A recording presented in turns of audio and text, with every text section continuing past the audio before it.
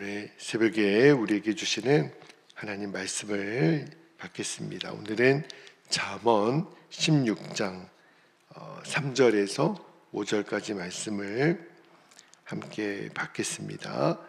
잠언 16장 3절에서 5절까지 한 절씩 교독하고요. 5절은 같이 읽겠습니다.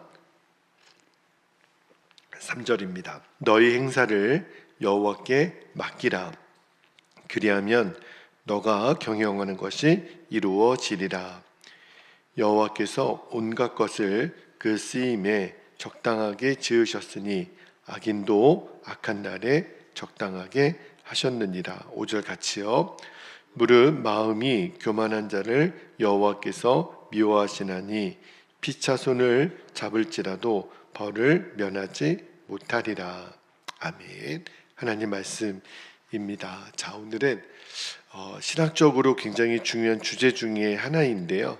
하나님이 자유의지를 주신 이유 제목으로 그렇게 삼아 봤는데, 오늘도 두 가지 주시는 말씀의 진리를 나누고 우리가 기도 제목으로 붙잡기를 원하는데, 자, 첫 번째 주시는 말씀의 진리는 이런 겁니다. 하나님을 의뢰하는 자의 소원은 하나님으로 인해서 더 온전케 된다라는 말씀을 나눌게요. 자, 3절 말씀을 다시 한번 보겠습니다. 3절 말씀에 이 말씀이 기독교인들 가게나 그런 이렇게 매장이나 가훈이나 이런 굉장히 많이 쓰이는 말씀 중에 하나인데요. 다시 한번 보면 너희 행사를 여호와께 맡기라. 그리하면 너가 경영하는 것이 이루어지리라. 이렇게 말씀하잖아요. 그런데 잠언 16장에 이 3절 말씀하고 비슷한 말씀이 1절에도 나오고 또 9절에도 나오는데, 자, 1절 말씀 지난 금요일 날 읽었던 말씀인데 다시 한번 볼게요. 1절에 보니까 마음의 경영은 사람에게 있어도 말의 응답은 여호와께로부터 나오느니라 그랬고요. 9절도 한번 볼게요. 9절도 굉장히 유명한 말씀이에요. 사람이 마음으로 자기의 길을 계획할지라도 그의 걸음을 인도하시는 이는 여호와시니라 그랬어요.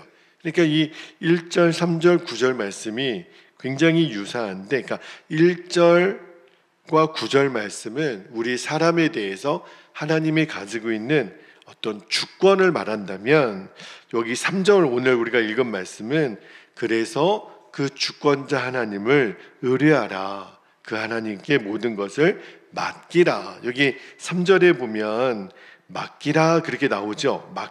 맡기라가 이 원어에 보니까 굴려 보내라 그런 뜻이에요. 그러니까 여호와께 너의 행사를 맡기라. 이 말은 너가 가지고 있는 모든 주도권을 너에게서 하나님께 굴려 보내라 그런 뜻이에요. 그러니까 우리 성도들의 삶을 살아가는 태도는요, 항상 모든 일을 하나님께 맡겨드리라. 하나님께 주도권을 굴려 보내라. 그러면 우리의 경영하는 그런 목적이나 계획을 이룰 수 있다 그런 뜻이에요. 여러분, 그 물에 빠진 사람들을 이렇게 구조할 때 말입니다. 그 사람이 이렇게 수영을 잘 못하는 사람이 물에 막 빠져서 허우적될 때 자칫 잘못하면 그 사람을 구하려 가다가 구하려고 하는 사람도 위험에 빠질 가능성이 있다는 거예요. 왜 그러냐면 물에 빠져가는 사람들은요 막 허우적대는데 무언가 내가 살고자 하는 그 필사적인 노력을 하기 때문에, 그래서 누구라도 내가 손에 잡을 대상이 있으면 그거를 잡고 놓지를 않는다는 거예요. 그래서 내가 이렇게 구조의 전문적인 지식이 없는 사람은 자칫 잘못하면 그 사람의 힘이 너무 강하다는 거예요. 그래서 아주 전문적인 그 구조 요원은요, 오히려 물에 허우적대는 사람이 좀 더 허우적대도록 기다린다는 거예요. 언제까지요? 힘이 완전히 빠질 때까지, 탈진 상태에 있을 때까지 기다렸다가 구조하는 게 오히려 훨씬 안전하다 그러잖아요. 제가 그 생각을 하면서 어떤 마음이 들었냐면, 어쩌면 하나님이 우리를 도우실 때도 그런 방법을 쓰시겠다. 왜 그러냐면 여전히 내 인생에 내가 주도권을 가지고 허우적거린다라는 거는 물론 수영하고 인생을 절대적으로 비유하기는 어렵겠지만 여전히 내 힘으로 뭔가를 해보려고 하는 노력이 있는 한은 하나님이 좀 힘 뺄 때까지 하나님이 도우실 수 없는 게 아니라 일부러 도우시지 않는 거예요. 왜? 지금 도왔다가는 아무런 열매도 없는 거예요. 오히려 내 몸에 힘을 완전히 빼고 가만히 있는 것이 구조요원이 이제 이 사람을 구해도 되겠다 하고 판단을 하는 것처럼 하나님도 그냥 하나님께 완전히 맡기고 내 힘을 완전히 내려놓으면 그때 하나님이 비로소 일하시는 때겠구나.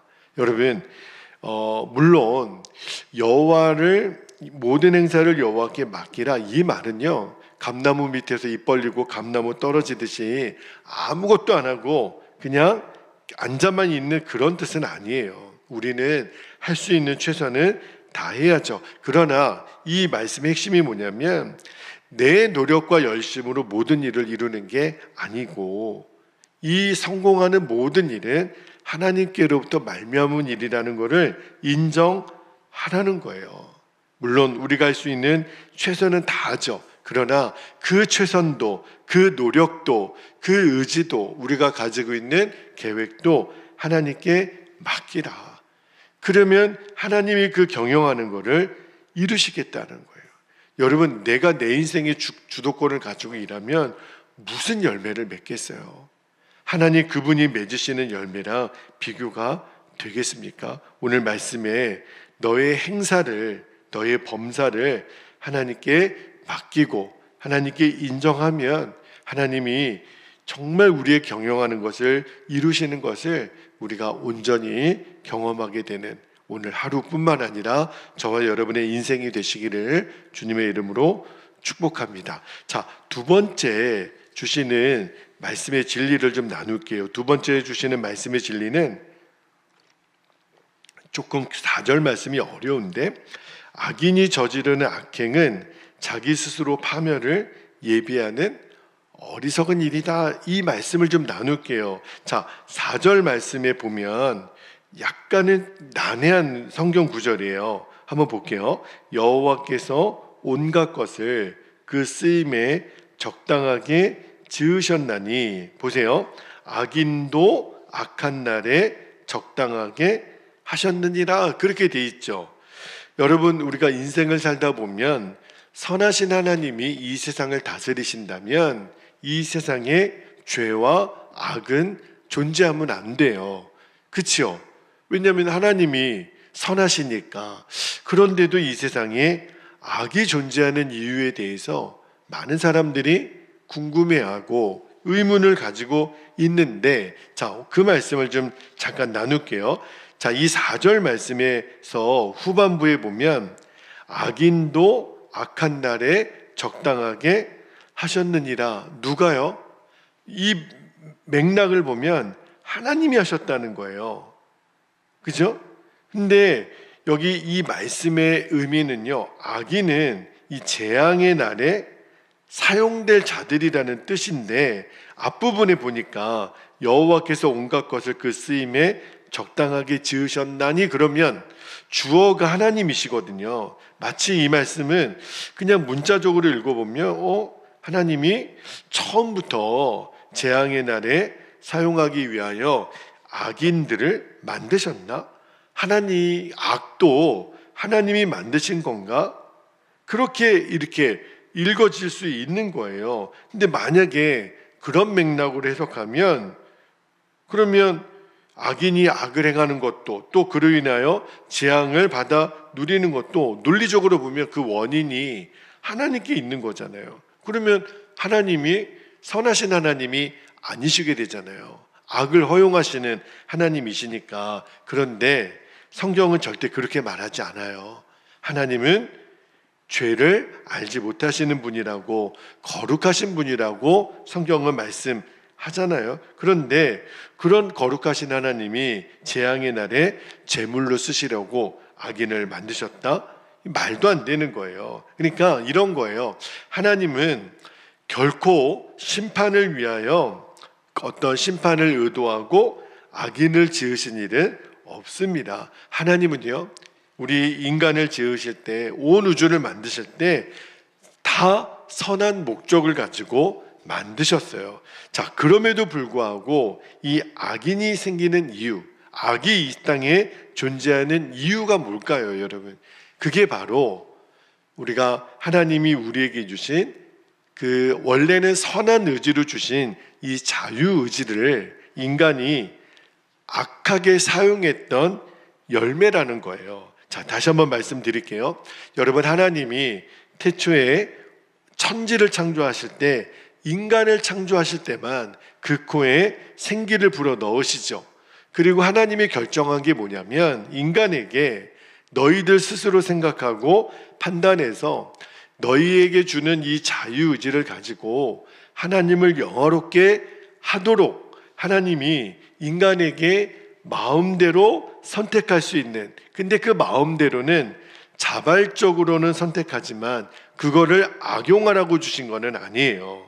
선한 목적을 위해 쓰라고 하나님이 자유의지를 주신 겁니다. 자, 그런데 그 뒤에 마귀의 역사도 있겠지만 구원받지 못한 인간의 이 본성이요, 하나님이 우리에게 주신 자유의지를 선을 위해서 쓰지 않고 악을 행하는 거예요. 하나님이 의도한 게 아니에요. 하나님이 우리에게 주신 그 자유의지를 악하게 쓰려고 선택하는 그 사람들이 문제라는 거죠. 그러니까 그들의 의지에 따라서 자기가 악을 선택했다면, 오늘 말씀의 핵심이 뭐냐면 그 책임도 자유의지로 악을 선택한 사람들이 이게 찾아올 수밖에 없는 그 결과도 본인들의 몫이라는 거예요. 여기 말씀해 보니까 하나님은 절대로 당신의 심판의 날에 제물로 사용하실 의도를 가지고, 여기 보면 선한 사람하고 반대되는 개념의 이 악인을 만드신 적이 없다라는, 그러니까 악인이 된 것은 이유가 뭐죠? 그들의 의지에 따른 거예요. 그러니까 선하신 하나님이 절대로 악을 만드시거나 허용하지 않으신다는 거예요. 굉장히 어려운 신학적인 주제 중에 하나입니다. 이게 자유의지에 관한 신학적인 주제인데, 그 점에서 잘 보면 하나님의 오늘 본문에 나오는 이 심판의 날에 사용되기 위하여 나오는 이 악인은요, 자기 스스로 선택한 악인들이라는 거예요. 그러니까 자기 스스로를 제물로 드릴 수밖에 없는 그 삶을 살았던 사람이 된다라는 거예요. 만약에 이들도요, 하나님의 심판이 얼마나 두렵고 무서운 거를 안다면, 얼마나 비참하게 그들이 하나님의 심판을 받게 된 거를 안다면 이렇게 무지하게 악의 길로 들어서지 않았을 거예요. 모르니까. 하나님의 심판을 그들은 무시해요. 악인들은.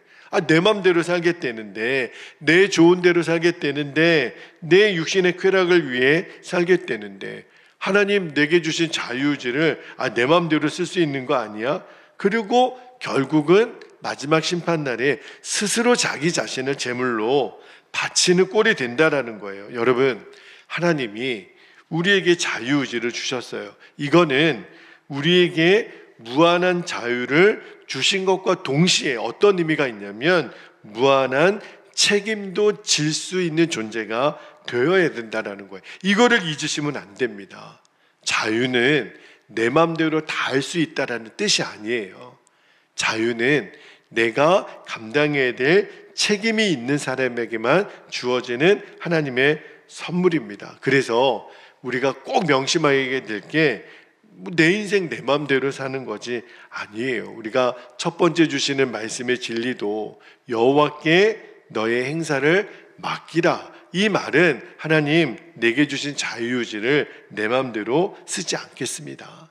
저는 하나님의 주권 아래에 머물러 있겠습니다, 이 뜻인 거예요. 그러니까 오늘 이 두 가지 말씀의 진리가 연결되어 있는 겁니다. 그래서 여러분, 우리가 악인의 형통을 부러워할 이유가 없는 거예요. 그들은요, 그들의 범사를, 행사를 하나님께 맡기지 않아요. 왜? 자기가 자기 인생의 주인이니까. 그러므로 우리가 악인의 형통을 부러워할 이유가 없는 거죠. 결과는 뻔해요. 그들은 마지막 날에 스스로 그 제물로 바쳐지게 될 사람, 자기가 선택한 거예요. 마치 여러분 도살장에 끌려갈 소나 그런 어떤 짐승을 얼마나 잘 먹입니까? 그러나 그 짐승은요, 내가 지금 피둥피둥 살찌는 것을, 내가 어떻게 죽음을 당할 거를 몰라요. 그치요? 그렇게 인생을 사는 사람들이 너무 많다는 거예요. 도살의 날을 위해서 자기 몸을 살찌우는 그런 어리석은 짐승과 같은 인생을 살아가는 인생이 너무 많아요. 그래서 기도하는 것은 하나님이 우리에게 주신 이 자유의지를 정말 선한 일을 위해서만 쓰임받게 되도록 우리가 결단하고 순종할 수 있기를 축복합니다. 하나님이 우리를 창조하신 목적이 있어요. 선하신 하나님은 반드시 선하신 목적으로 우리를 창조하셨기 때문에 그 목적 그대로 우리의 인생이 정말 은혜롭고 축복된 삶을 살아가실 수 있게 되기를 주님의 이름으로 축복합니다. 자, 이제 우리 함께 기도하겠습니다. 두 가지 진리를 기도의 제목으로 이렇게 붙잡고 기도하기를 원합니다. 첫 번째는 하나님을 의지하는 자의 소원이 있어요. 근데 그 소원은 하나님께 맡기는 자, 행사를 의뢰하는 자, 그를 하나님이 더욱 온전케 하신다라고 하는 것을 신뢰하게 하옵소서. 두 번째는요, 하나님이 우리에게 허락하신 자유의지를요 악용하지 않는 거예요. 내 마음대로 사는 게 아니라 오직 하나님이 계획해 놓으신 선한 일만을 결단하며 행하는 은혜를 주옵소서. 오늘도 하나님께 주권을 완전히 맡기고 오늘 하루도 살아가는 저와 여러분의 삶이 되기를 축복하며 이 시간 주님의 이름을 간절히 부르고 통성으로 기도하겠습니다. 주여,